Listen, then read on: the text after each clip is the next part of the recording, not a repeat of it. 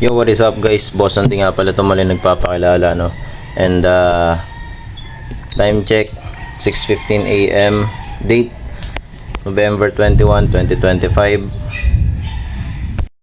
So ngayong umaga bala ko nga mag change oil ulit. Kung dati yung Shell Advance Ultra sinagad ko ng 5 months bago ko i-change oil, daily use plus long rides. Ngayon ang last change oil ko, 'di ba, is August 5, August. So August, September, October. August, September, October. So almost magti 3 months pa lang or almost 2 months pa lang yung nakakalipas nung huli ako nag-change oil. Ngayon, bakit ko nga babalak kagad ng mag-change oil at hindi ko nabalak isagad yung buhay nung langis at ginamitan ko pa yun last time ng Nano-Moly Oil Maximizer? Dahil nga nito nga mga paggamit ko ulit ng Skygo Friends 1205, may nararamdaman akong garalgal sa may engine sprocket niya. Nagsimula din to nung nag-change oil nga ako, na nag-engine flush ako.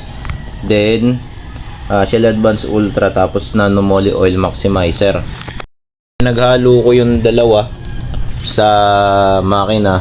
So on and so forth habang ginagamit ko. Kapag ka nasa second gear or third gear ako, may parang gumagaralgal doon sa engine sprocket, lalo na sa loob, lalo na kapag ka naka second or third gear ako. Kaya ngayon bala ko ulit mag-change oil. Susubukan ko kung pag nag-change oil ba ako ulit mawala yung pagkagaralgal nung dito banda sa may engine sprocket sa loob. Lalo na yun nga pagka second gear at third gear, doon ko siya mas pinaka nararamdaman o nanonotice. At based on my research na rin naman at sa pagbabasa-basa, high grade engine oil na rin yung Shell Advance Ultra na 10W40 na ginamit ko rin last time. Yun nga lang, gusto ko lang din subukan yung Nano-Moly Oil Maximizer. At ngayong nasubukan ko na ng isang beses, we'll see. At eto na nga, na drain ko na yung engine oil ko na merong Nano-Moly Oil Maximizer. Well, kanina ko pa to pinapatulo. So ayan, tapos sasalinan ko na lang ulit ng bagong engine oil.